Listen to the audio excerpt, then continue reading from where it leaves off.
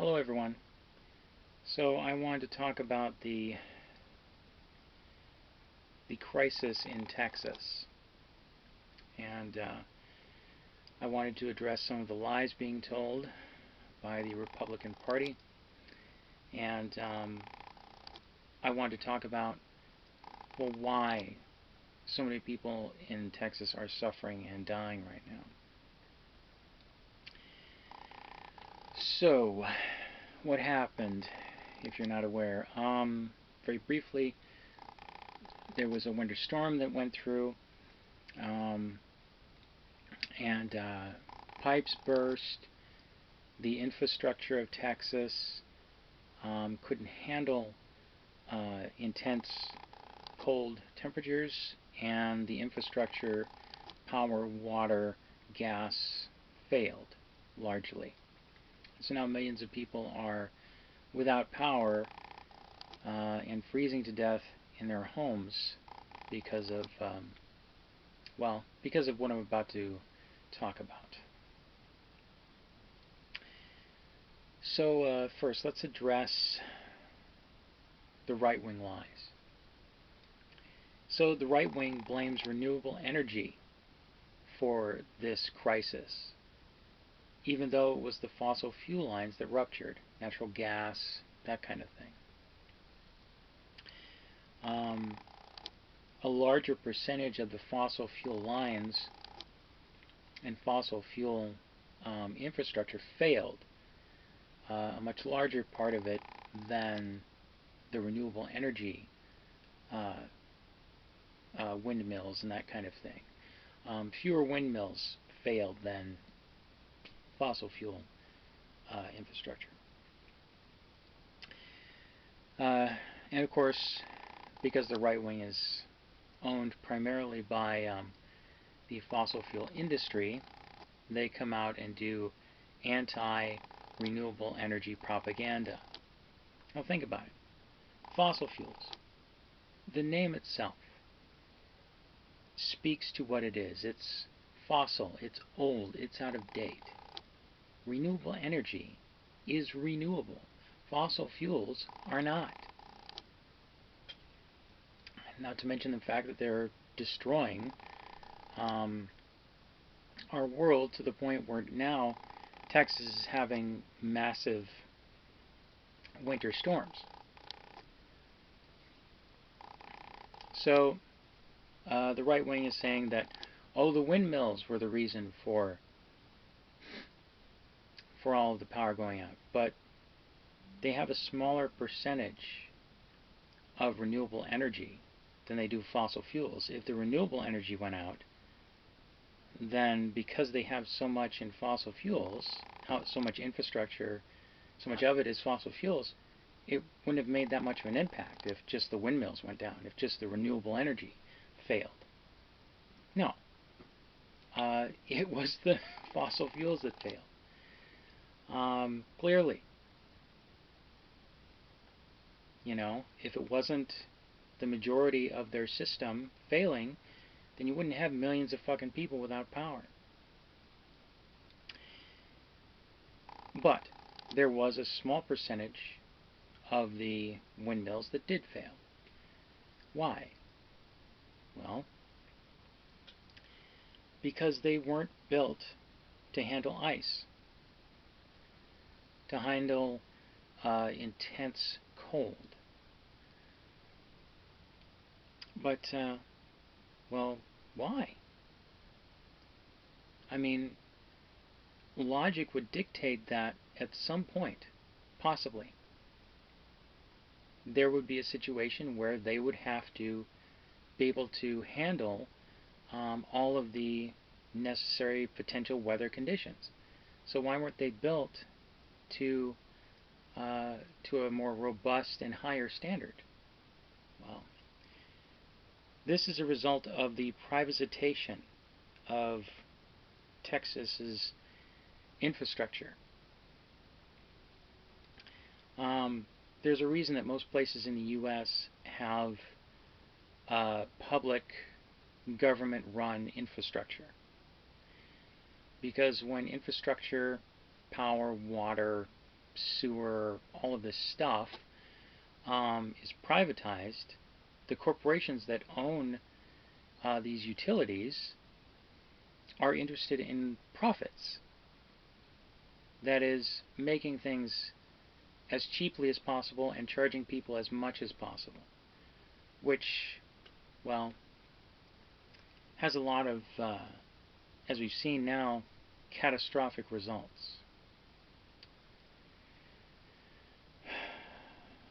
The government-run power or government-run utilities are funded by the people and run by people whom can be voted out in many cases.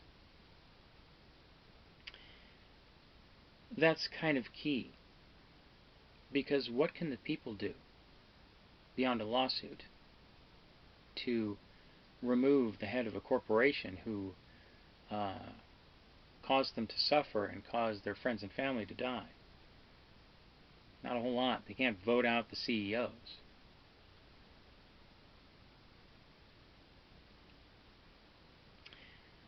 Now, Texans are being directed to boil water,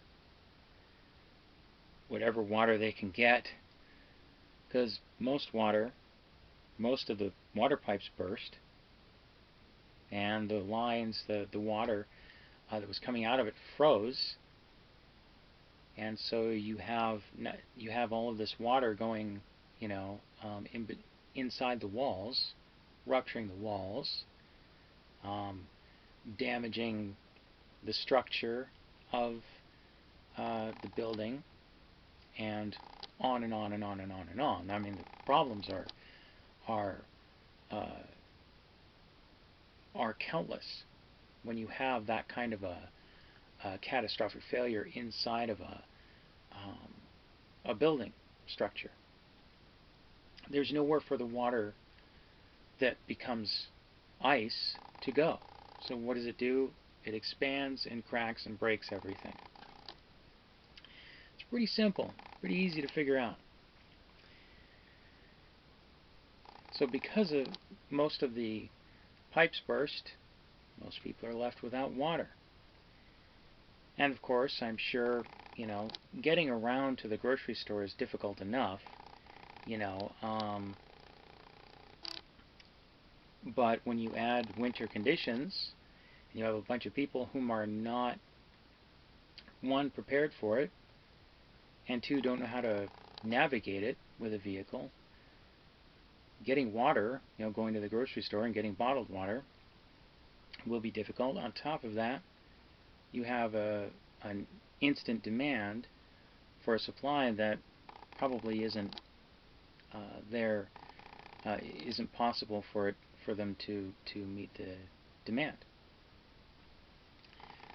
So you'll have a run on water. Some people are beginning to boil the snow. They're boiling water. They're being directed to boil it because the water treatment plants run on fossil fuels, which failed. So those people whom have water, they have to boil it because it's polluted. Yeah.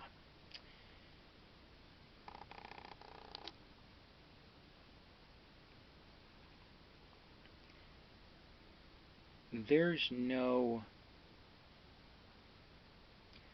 incentive, really, for these corporations whom own these utilities to want to make a robust infrastructure, because that means spending more money initially on their end. In the long run, it actually costs them more. But in their, penny pinching and their greed, they lose sight of that. Always. It always happens. So you have an infrastructure that was not built to handle every possible contingency. we know that these windmills and these natural gas lines and all of this other, all of this stuff that makes up the utilities, we know that it can be built to a standard that can handle far lower temperatures than we see currently in Texas. We have plenty of other states north of Texas who, because they have to deal with it, they build their infrastructure to a much higher standard, including buildings and that kind of thing. Some may say, well, they couldn't have foreseen this. That's not the point. The point is, they should have. They absolutely should have. They should have built every single part of their infrastructure to the highest possible standard. Because you never know. Shit happens. And it just happened to Texas. This is why you don't let politicians deregulate. Because deregulation actually winds up costing us more monetarily and in terms of lives. The more important factor. In the long run, it does.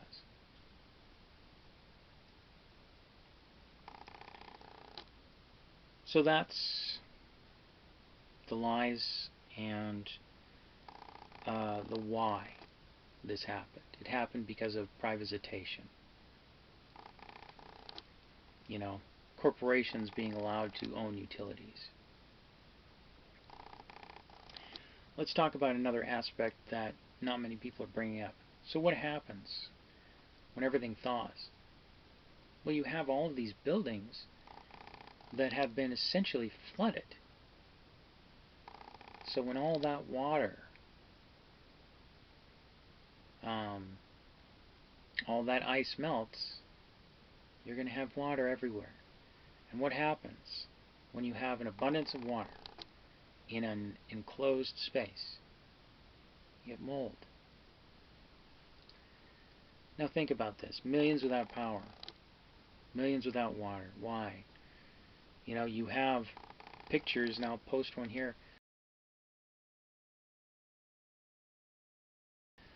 Pictures showing ice running down the inside of people's walls. There's one, the picture that I showed, there's ice coming down from a ceiling fan.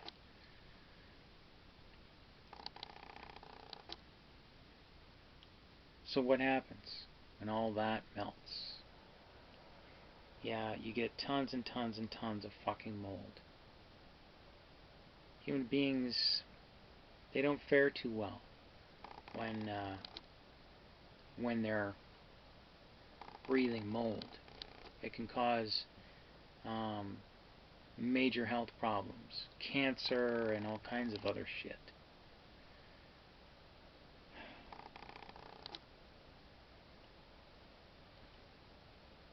All of this, all of these places where the pipes ruptured and there's water inside the walls, and on the walls in some cases, and on the floors, they're gonna these homes, people's homes, are going to become unusable.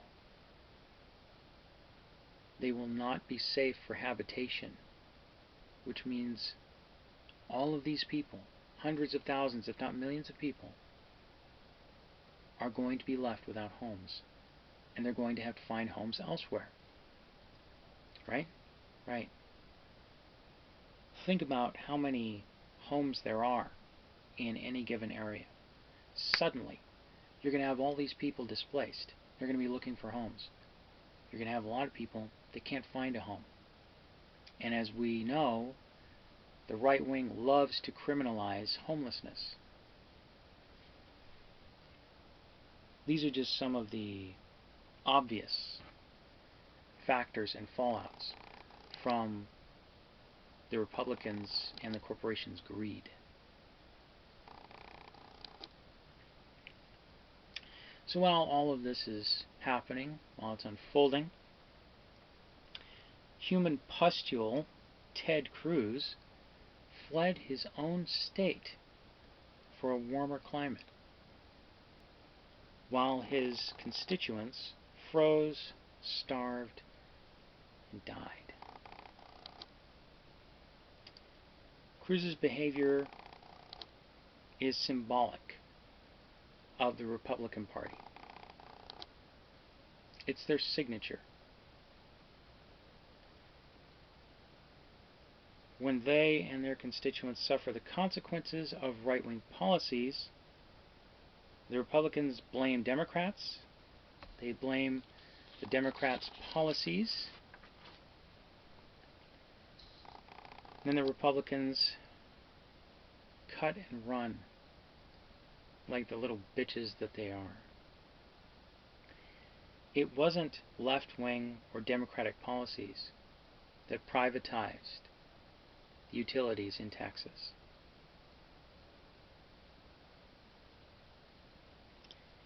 There are blue states where this kind of privatization has happened, but it's not the most common thing. It's not as common as in red states. There are a lot of red states that are heavily polluted because of right-wing deregulation. Even if a Democrat does it, it's still right-wing. It's still a right-wing policy. So let's talk about one of the other bad actors in this situation. Jerry Jones owns a natural gas company called Comstock Resources. He's one of the guys that colluded to keep Colin Kaepernick out of the NFL. So that tells you the kind of sewage that this guy is. So Comstock Resources has been selling natural gas at premium rates, extorting money from freezing, desperate people. This is what always happens when the majority of the money and power is in the hands of the few.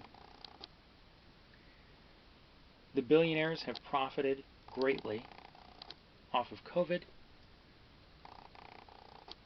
and now, in true form, they are profiting off of more human suffering in the form of people freezing to death. They're profiting off of people's suffering and desperation.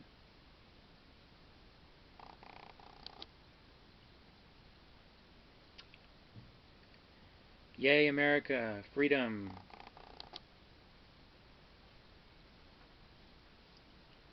Yeah.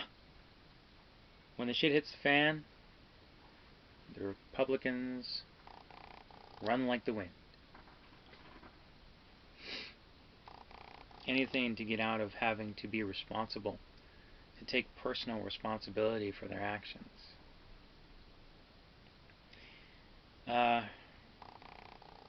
Jones' financial advisor said this week, Texas freezing, this week is like hitting the jackpot at some of these prices.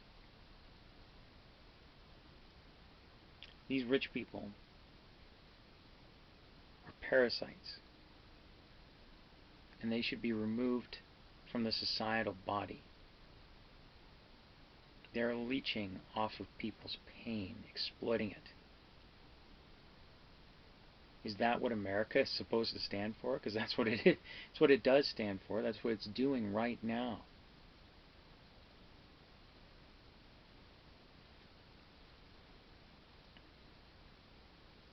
AOC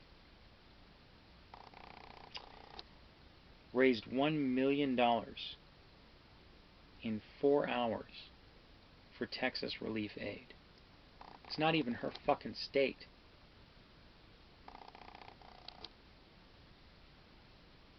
While Ted Cruz ran off to Mexico.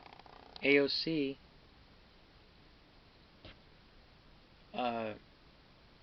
you know, made $1 million for the people of Texas. While parasitic pieces of shit like Jerry Jones and his ilk and all of his advisors and all these assholes who, kiss his ass, while they're profiting off of people's pain, AOC, a progressive, is trying to help Texans. Do you think that maybe that'll, maybe have them treat her a little better? Those Texans whom are right-wingers. Do you think they'll start to get why she's better than the guys the idiots, the greedy assholes that they keep electing over and over and over again? I doubt it. Jerry Jones profits off of these people. Ted Cruz runs for his life from the crisis. And AOC raises $1 million. Whom in this scenario do you think is the better person? The answer is pretty obvious. People are dying and the Republicans profit off of it. If we don't address climate change, this freezing of Texas will become a regular event, in which case the infrastructure will have to be rebuilt anyway. I think that Jerry Jones, Ted Cruz, and the Republicans should pay for it. Oh, but that would be fair, and that would be holding them accountable. So, yeah, that's probably not going to happen.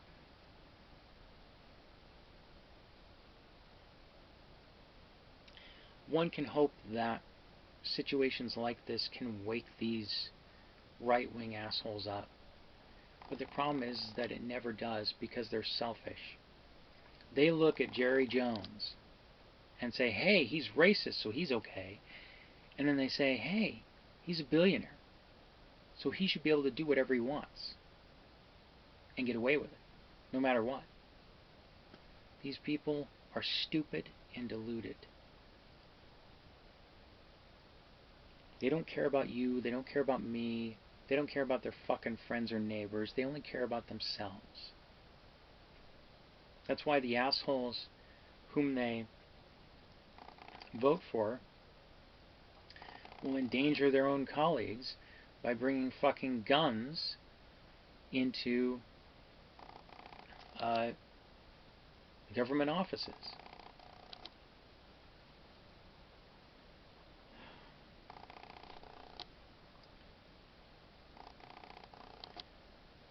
Education. I keep hearing people say it. Education is the key to waking these assholes up. I think that is short-sighted, because that doesn't address these people's character flaws. They're fatal character flaws. We must address that first. We must address the right-wing culture of hate, bigotry, anti-science, and ignorance. That is the only way in which we can break these people's bad habits so that we can then educate them. If you just try to educate them now, it's just going to bounce off their thick fucking skulls. They don't want to hear it because of the culture that they've been indoctrinated into.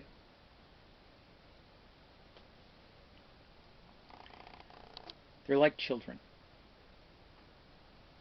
If you let them get away with shit once, they'll keep pushing the boundaries, going farther and farther and farther. That's why we have to hold these assholes accountable when they fuck up, when they say something horrible or do something horrible. Because if we don't, they're going to keep pushing the boundaries farther and farther, to the point where we have an outright fucking Nazi in the fucking White House. Anyway, I hope that the people of Texas, I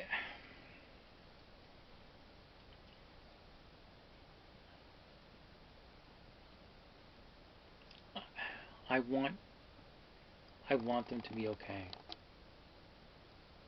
And I want them to learn from this. To learn who the good guys are, who the bad guys are.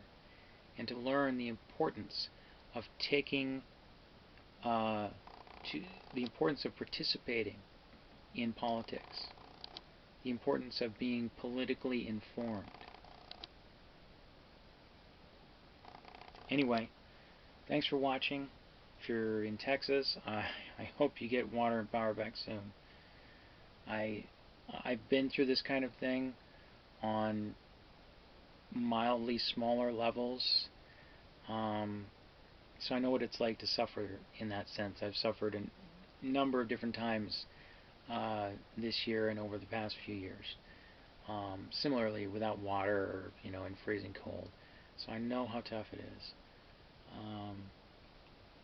The only thing I could suggest is that as part of the learning from this, you stock up. Stock up on things like water and other types of food that don't require water or necessarily heat. Things that you can open with a can opener, a manual one if need be. That's a good thing to have, is a couple of manual can openers just in case one breaks. And something that you can just eat. So anyway, that's what I do. So anyway, thanks for watching, everybody. Good luck to all of you in Texas. Wish you the best.